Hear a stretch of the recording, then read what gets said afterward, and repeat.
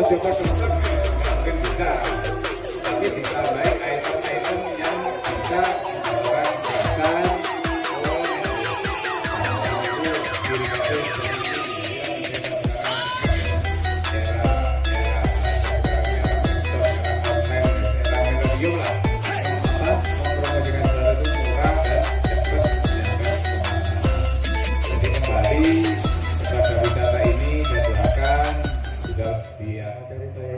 disampaikan sama Pak Yusuf, ini saya akan menambahkan dikit aja Pak. Jadi di sepanjang saya masuk tadi itu, ini tanahnya ini punya desa pribadi apa gimana Pak? Sewa. Punya warga berarti ya? Sewa. Yang sana? Oh desa. Jadi sewanya ini Pak, berapa tahun? Soalnya tadi itu kayak di Bondring itu Pak Fauzi, itu dulu awalnya ya, tapi namanya ini punya desa Pak, punya desa. Kalau sewa ini yang misalnya kita minta bantuan, minta apa segala macam kan repot. Ya oh di situ pokoknya desa. Tapi masih banyak Pak ya tanahnya Pak. Oh. Nggak, soalnya nanti di programnya pariwisata itu ada di Kemendes sama di ini di Menteri Pariwisata ada Pak.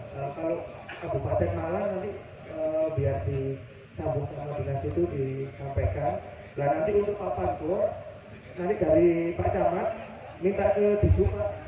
Bisa nanti Pak, itu ada Pak programnya Pak Panpur untuk pariwisata Disub. Nah nanti dimasukkan di desain bancang, nanti kita yang kawal. Untuk Pak Panpur Pak, penunjuk arah sampai ke sini. Jadi itu aja untuk mempersingkat waktu. Mohon waktunya Pak Yusuf. Baik, terima kasih. Selamat siang. Assalamualaikum warahmatullahi wabarakatuh. Tadi sudah diperkenalkan, nama saya Yusuf Teguhanuddin. Saya dimintai menjadi bagian daripada suksesi kegiatan kelompok 1 loh Bapak, dalam rangka hearing dengan masyarakat sebagai narasumber di setiap kecamatan, desa maupun wilayah-wilayah Kabupaten Malang. Nah, dalam setiap kesempatan tersebut tentu saya mencoba untuk turun rembuk biar kemudian ada guna dan manfaatnya sebagai akademisi, dan bila kemudian nanti ada hal-hal yang mungkin bisa dikerjasamakan atau mungkin bisa kemudian dimintai tindak lanjut dari pihak akademisi, mungkin bisa jadi sebagai RTL. Habis ke sini keunggulan Tanaka ada, pertama-tama yang saya keunggulan hormati Sidomulyo juga ada, banyak destinasi wisata di Bangka. Segera ke sini Lur. Bapak anggota DPR dan para undangan yang saya hormati. Dalam kesempatan ini saya tidak menyampaikan banyak hal, hanya fokus di persoalan bagaimana kemudian meningkatkan atau mencapai keberhasilan di dalam pengelolaan destinasi atau wisata. Yang pertama tentu adalah organisasi Pak. Keorganisasian manajemen yang disampaikan oleh Bapak Kuncoro tadi memang sesuatu hal yang patut sekiranya diperhatikan betul-betul ya, agar mempermudah koordinasi, agar mempermudah manajemen, agar mempermudah pengelolaan. Ya mohon maaf begitu ya. Contoh semisal hari ini di hadapan saya ada semacam destinasi begitu. Tentu ini adalah bagian dari pendahuluan yang tentu bukan hanya sekedar sampai di sini saja pengelolaan yang kan begitu. Artinya harus kemudian ada evaluasi, perbaikan, penambahan, apa yang kurang, apa yang perlu ditambah dan seterusnya. Dan juga tentu harus kemudian tahu apa yang dijual Bapak. Kalau nggak tahu apa yang dijual tentu repot. Mau diarahkan kemana ini pengelolaan destinasi yang dibangun oleh Bangkalan ini, ya kan? Kemudian yang berikutnya adalah secara nama. Ada nama Villa tadi, Vilapak. Nah itu juga harus kemudian mendukung isinya. Namanya Vilapak, isi destinasinya apa yang ini kemudian sinkron dengan labelnya kan begitu, agar orang itu ketika kemudian datang kan ada kesan, ada kesan. Yang berikutnya adalah pemasaran. Pemasaran tidak lepas dari kesan dari setiap pengunjung. Kalau tadi disampaikan bahwa bisa jadi orang Bali itu karena makanannya harus enak kan begitu. Ada kesan di situ. Saya kira dalam wisata yang dibangun oleh Bangkelan ini bisa kemudian nanti ya Bangkelan dikerjasamakan dengan UKM di desa Bangkelan yang mempunyai produk makanan unggulan yang tentu kemudian manajemennya harus standar manajemen pengelolaan wisata yang bersih, yang rasanya enak dan seterusnya, yang harganya pun juga tidak terlalu mahal. Nah, oleh karena itu ketika kemudian nanti dibangun semacam kuliner, ada kulinernya, maka juga ada gazebo yang harus ditambah. Kan begitu, semakin banyak gazebo kan semakin banyak pengunjung yang kemudian bisa ditampung.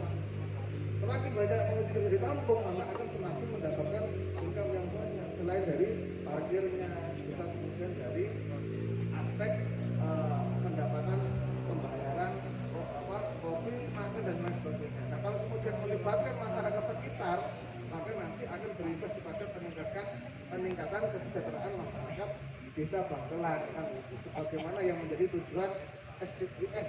Ya. SDGs salah satunya adalah mengentaskan kemiskinan. Ya. Berikutnya adalah yang tidak kalah pentingnya pengelolaan SDM pengelola wisatanya.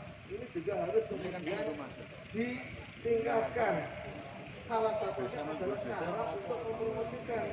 Jangan kemudian yang mempromosikan hanya nama saja, kemudian kepala desa saja, atau perangkat desa, atau hanya pengelola. Kalau bisa, yang ikut mempromosikan itu adalah masyarakat sekitar. Yang kedua, pengunjung. Biasanya kalau sekarang itu Pak, pemuda-pemuda itu atau pemudi-pemudi lah ya, atau wisatawan milenial itu tujuan utamanya hanya satu, agar bisa update status. Nah, oleh karena itu biasanya dicari tempat-tempat yang unik, fotogenik, contoh misal di lapak dikasih semacam kotak, kemudian ada tempat fotonya. Terserah dari pihak pengelola atau dari pihak berkesenian. Kalau pengelola kan tujuannya agar supaya nanti foto tersebut bisa didokumentasikan, diupload ke Facebooknya destinasi ini atau YouTube-nya destinasi ini. Tujuannya apa? Ditulis itu ada kesan yang baik agar supaya benar diupload dan bisa menarik wisatawan yang lain yang kan bisa menarik teman-teman. Nah, ini saya kira juga harus kemudian ada namanya peningkatan sumber daya manusianya. Dan yang berikutnya Pak, itu manajemen krisis itu tidak terlepas dari pembagian hasil. Kadang-kala itu tadi disampaikan oleh Pak Bundoro, ketika masih membangun Tantu Taliwondo, kerjasamanya bagus, tapi kalau kemudian ada hasil dan itu pembagiannya juga tidak dikelola dengan baik, berapa persennya, hasilnya kemudian timbul.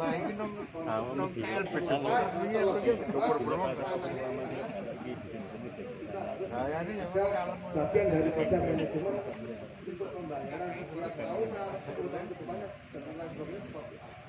Karena saya yakin ketika ini bisa maju, maka dapat dipastikan nilai tanahnya, nilai sewanya bisa selama ini karena ini itu kan hal-hal yang harus kemudian juga diantisipasi.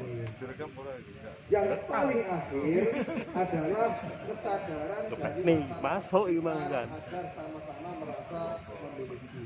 Oleh karena itu maka paradigma oleh rakyat ya untuk rakyat dan dari rakyat ini harus kemudian betul-betul diimplementasikan secara baik oleh Pak Kades. Sehingga begini prinsipnya, bahwa kepala desa dan perangkat itu jabatan yang sementara. Destinasi wisata yang dibangun itu pun juga dikelola sesuai dengan jabatan yang dimiliki. Bukan kemudian wisatanya itu kemudian dianggap sebagai hak milik. Wah, saya dulu yang bangun. Berarti sampai hari ini pun saya juga harus mendapatkan hasil dari bukan di situ prinsipnya. Tetapi prinsip yang harus dibangun adalah ketika pemerintah pusat bisa mencetuskan suatu produk unggulan, maka harapannya produk unggulan itu bisa bermanfaat, sustainable, berkelanjutan bagi kemajuan masyarakat desanya. Bukan kemudian dimiliki sebagai milik perorangan, kelompok, perangkat, dan terus menerus itu. Ya, kalau bisa jangan seperti itu. Oleh karena itu maka paradigma pertama pada saat mau membangun suatu usaha desa itu paradigmanya adalah paradigma membangunkan, bukan kemudian paradigma memilih. Membangunkan selesai dari jabatan ya sudah, nanti diestafetkan kepada pejabat yang sepanjang itu untuk kepentingan masyarakat, maka nilai pahalanya, Pak, ini berbicara pahala itu, maka akan sustainable, berkelanjutan pahala Bapak selaku perintis daripada wisata tersebut sepanjang wisatanya bermanfaat untuk masyarakat terus menerus. Ya. Mungkin itu dulu Pak yang bisa saya sampaikan. Nanti materi bisa digandakan sebagai bahan tambahan di dalam membangun wisata yang baik, dalam manajemen wisata pengelolaan yang baik, transparan dan akuntabel. Mungkin seperti itu yang bisa saya sampaikan. Akhir dari kata wallahu muwaffiq ila aqwamit thoriq. Wassalamualaikum warahmatullahi wabarakatuh.